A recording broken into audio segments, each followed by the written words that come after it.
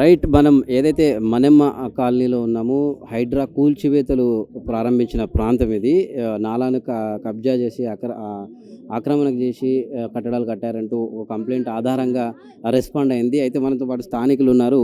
ఇక్కడ వాళ్ళని అడిగి తెలుసుకుందాం. అమ్మ చెప్పండమ్మా, ఇక్కడ అంటే ఏ ఏరియా కబ్జాకు గురైంది? ఎటువంటి ప్రాబ్లమ్ ఆ కబ్జాకు గురైనందుకు ఎటువంటి ప్రాబ్లమ్ మీరు ఫేస్ చేశారు? మాకు ఇది ఈ గల్లీలో మా అమ్మగారు మనమ్మ గారండి. ఆమె ఈ పైప్ లైన్ గురించి ఎప్పటి నుంచో అడుగుతూ ఉంది పేరుతూ ఉంది. వాళ్ళు ఏం చేశారంటే వాళ్ళు కబ్జా చేసేసుకున్నారు. ఈ నాలపైనే వాళ్ళు ఇల్లు కట్టుకున్నారు. ఇల్లీగల్ కన్స్ట్రక్షన్ ఉందని చెప్పి మేము మళ్ళీ ఆఫీసులో పోయి తిరిగితే సగం కన్స్ట్రక్షన్ చేశారు. తర్వాత ఇప్పుడు 10 ఏళ్ల నుంచి మేము తిరుగుతున్నాం. మా అమ్మగారు చనిపోయిన తర్వాత 10 ఏళ్ల నుంచి మేము బస్తీ బస్సులో అందరం కలిసి తిరుగుతున్నాం ఆఫీసులకి. మాకు డ్రైనేజ్ పైప్ లైన్ కొత్తది వేయాలి, మాకు లీకేజ్ అయిపోయి ఇప్పుడు పొల్లు నిండిపోయినాయండి. అసలు వస్తున్నది వ్యాన్ వచ్చి తీసుకెళ్తున్నది. అలాంటి అంత అధ్వాన పరిస్థితులు వచ్చింది. ఇక్కడ ఈ ఏరియాలో ఈ రామ్నగర్లో ఏ గల్లీ లేదండి ఇంత విధిగా. అట్లా కబ్జా చేసి ఆ నాలా కబ్జా చేసి అక్కడ చేయనీయకుండా మాకు డ్రైనేజ్ కూడా క్లీన్ చేయనీయకుండా అంత ఇబ్బంది పెట్టారు. ఇప్పుడు మాకు డ్రైనేజ్లోనే కాదు, సంపులలో నల్ల నీళ్ళల్లో కూడా డ్రైనేజ్ నీళ్ళు కలిసిపోయి పిల్లలకి జ్వరాలు, డెంగ్యూ జ్వరాలు అవన్నీ వస్తున్నాయి బాగా. ఇప్పుడు మేము నిన్న ఈ కంప్లైంట్ మేము రంగనాథ్ సార్ వరకు తీసుకెళ్ళాము. ఆ సార్ స్పందించి మా గల్లీకి వచ్చి విజిట్ చేసి అంతా చూశారు. చూసి సరే మీకు 48 అవర్స్లో కానీ 24 అవర్స్లో కానీ మీ ప్రాబ్లం సాల్వ్ అయిపోతుందని చెప్పారు. ఆ సార్ వచ్చి చేసినందుకు మాకు చాలా సంతోషంగా ఉంది. మా ప్రాబ్లం క్లియర్ అయిపోయిందంటే అనుకుంటున్నాం మేము ఇప్పుడైతే. ఇప్పుడు ఓన్లీ అటువైపు మాత్రమే ప్రాబ్లం ఉందా? ఇవన్నీ కూడా క్లియరే ఉందా? అంటే ఇక్కడ మొదటి నుంచి ఇక్కడ నుంచి అంతవరకు ఇదే. అది లెఫ్ట్ సైడ్ మాకు నాలా పోతుందండి. లెఫ్ట్ సైడే మేము అనుకున్నాము.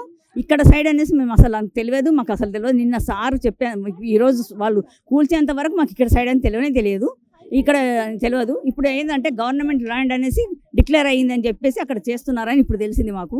అంతవరకు మాకు తెలియదు. మాకు అక్కడ లెఫ్ట్ సైడ్ రోడ్ అని మాకు తెలుసు. ఇది గవర్నమెంట్ ల్యాండ్ కబ్జా చేసుకున్నారని మాకు తెలుసు మొదటి నుంచి. వాళ్ళకి ఎంత చెప్పినా వాళ్ళు అప్పుడు వినలేదు.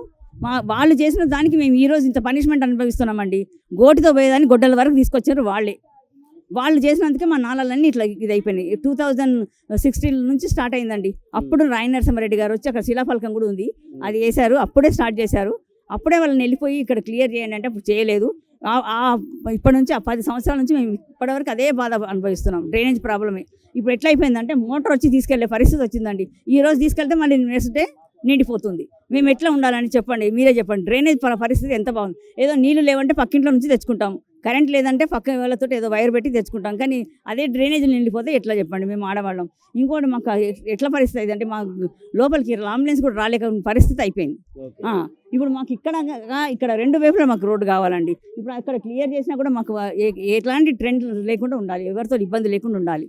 అది ఇబ్బంది ఉంది. ఇటు మీకు ఎడమ వైపు ఉంది, ఇటు కుడి వైపు కూడా ఏమైనా ఉన్నాయా ఇట్లా ఆక్రమించి? ఇటు ఉంది, అటు ఉంది.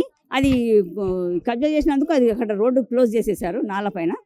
అది ఆ విధంగా అయిపోయింది. ఇప్పుడు సార్ గారు రేవంత్ రెడ్డి గారికి, రంగనాథ్ సార్ గారికి చాలా థ్యాంక్స్ అండి.